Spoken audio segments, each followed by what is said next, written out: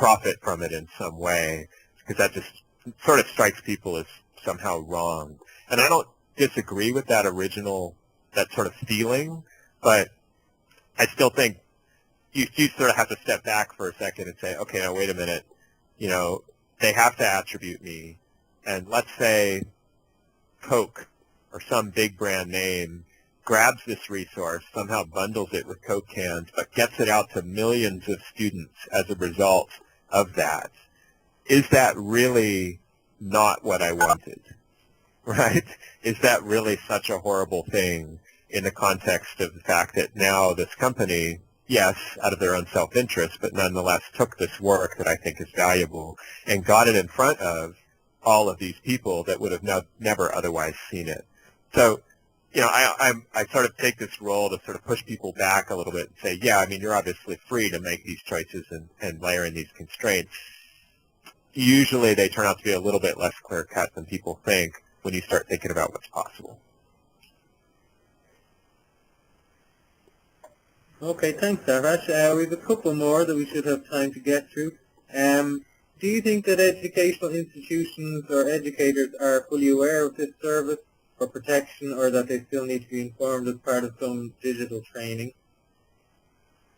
Yeah, so it's my impression that there's mass confusion pretty much worldwide about all of this, and I would say digital literacy, not just for kids, but for everybody, and particularly teachers who are in that position, is absolutely crucial, and universities should be spending a lot more of their time and resources helping people understand these issues. The challenge is that for too long we've been under this sort of presumption that the best thing for people to do is to just not spend too much time worrying about copyright and other things, and so we set up copyright offices and all kinds of other things to try and streamline the capacity for just letting the teachers teach. Let the students learn. Let's just keep all that other stuff out of the way.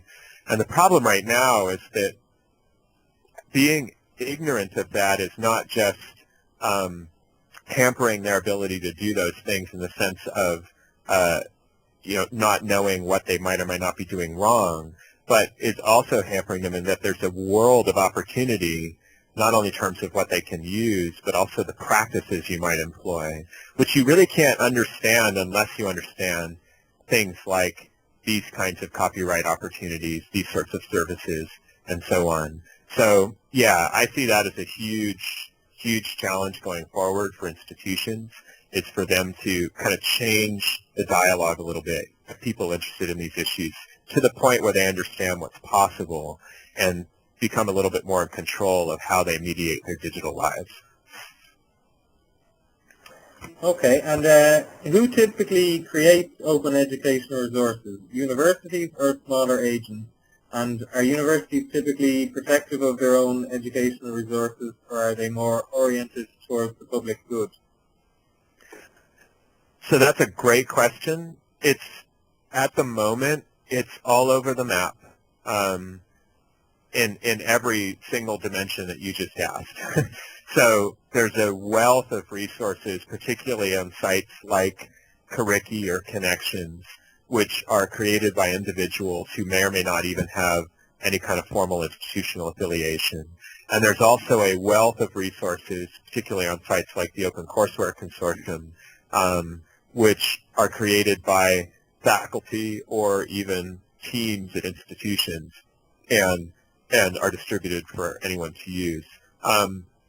And so you get the whole spectrum.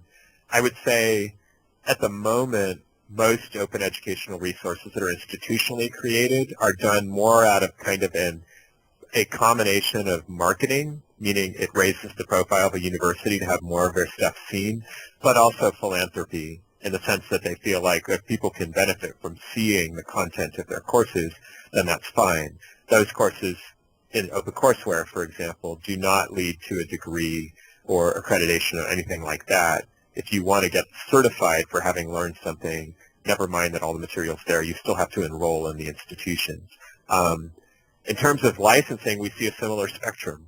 So much of the OpenCourseWare, for example, has the non-commercial share-alike restriction.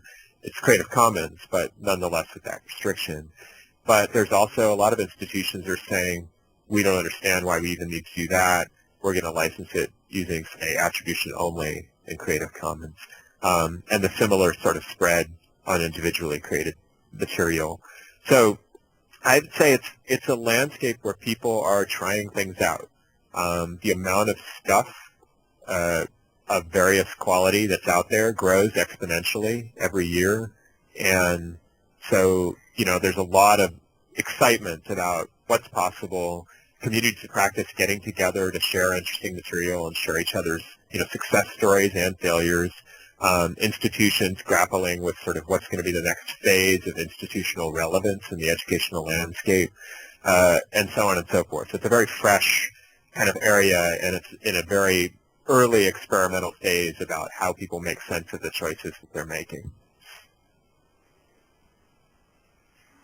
Okay, Amrish. Well, I think that's, unless anyone else has any burning questions that they want to get in quickly, it's 5 to 4, so I think that's a good time to wrap it up. Firstly, I'd like to thank all of you for attending and supporting the initiative and taking the time to learn about copyright and Creative Commons. And I'd also especially like to thank Amrish for all the trouble he went to and for presenting such an interesting session for us. And sorry to him and to you about the wait at the start. So I'd also just like to tell you, if you want to access the session again, it's been recorded and will be up on our website in about a week's time, along with the first session in the series if you happen to miss that. Also, I'd remind you that there are plenty of other sessions going on, which will, there's another one, the next one is, there's none on Thursday, but the next one is starting next Tuesday, and from then on there'll be every Tuesday and Thursday at the same time. So I would encourage you to register for them as soon as possible. I'll just type in the address of our website into the chat section there in case anyone doesn't have it. And other than that, I just thank you all for attending, and hopefully I'll see you all again soon. So thanks a lot, and bye-bye. Take care.